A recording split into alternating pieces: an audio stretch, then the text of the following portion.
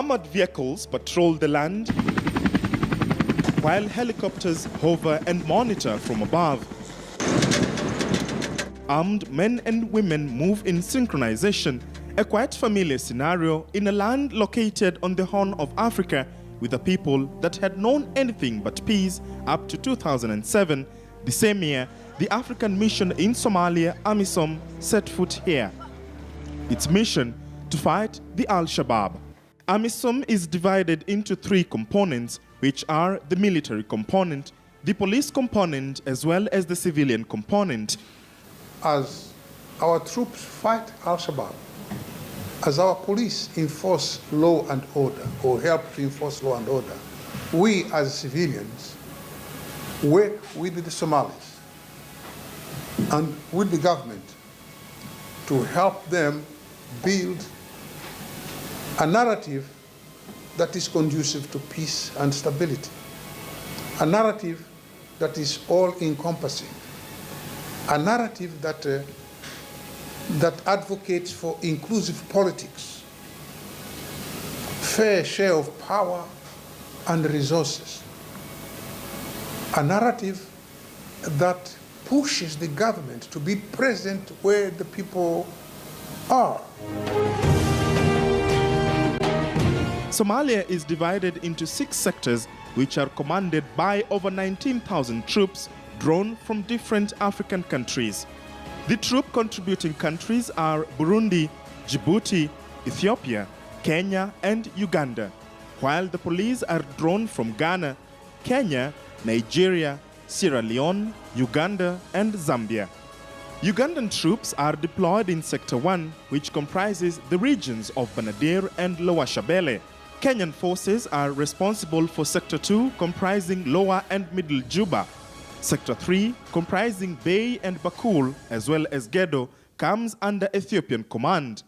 Djiboutian forces are in charge of Sector 4, which covers Hiran and Galgagud, while Burundian forces are in charge of Sector 5, which covers the Middle Shabelle region. Sector 6, on the other hand, is a multinational sector composed of Kenyan and Ethiopian troops. AMISOM is currently executing the second phase of the National Transition Plan in accordance with the United Nations Resolution 2472. The endgame of this resolution requires AMISOM to exit Somalia by 2021 and hand over to the security agencies. Part of the transition includes mentoring the forces to take up the security role. However, financial and human resource constraints continue to choke AMISOM's total execution of this plan. Capacity building, therefore, will entail training, it will entail equipping, it will entail organization. And this does not come as easily as you would want. And with all this, you would need resources to be able to undertake those. So transition is not going to be easy. But as long as there is a focus that certain actions have to be done in order to meet the timelines of the transition, resources resources permitting, then the transition will occur. The target is to have 32,000 officers by 2021. Our strength is 1,040. That strength is barely adequate, but we are trying our possible best. You need a lot of financial resources. Capacity building is not only limited to training. You have to put structures on ground. You need patrol vehicles. You need police stations. You need to equip those police stations. You have to talk of welfare of those officers you have recruited. A lot of things goes into capacity building. And these resources are not readily available in Somalia. Part of AMISOM's mandate is to assist the Somali security forces to provide security for the political process at all levels, as well as stabilization, reconciliation and peace building in Somalia, which also involves reconstruction of infrastructure.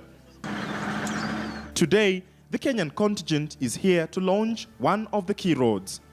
Now, the war not only spread grief far and wide, but also affected infrastructure, and one of the mandates of AMISOM is to open up the main supply routes. And where I'm standing right now is a 250-kilometer stretch from Dobli to Afmador. And the mandate of AMISOM is to ensure that this main supply route opens up the transportation of goods and the movement of people in trying to restore Somalia into where it was initially. It is a milestone that both the Kenyan and Somali forces are excited about. What we are trying to do is to expand.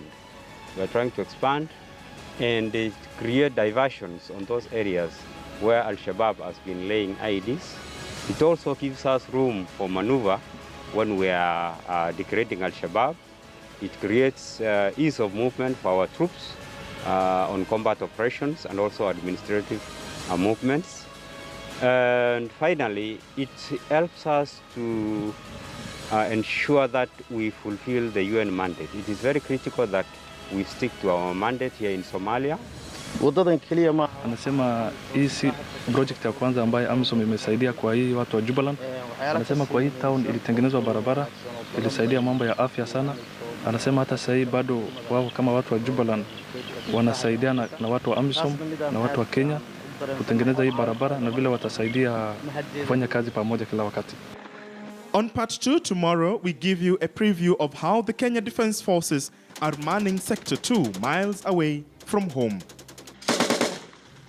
George Maringa, KTN News, Dobli, Somalia.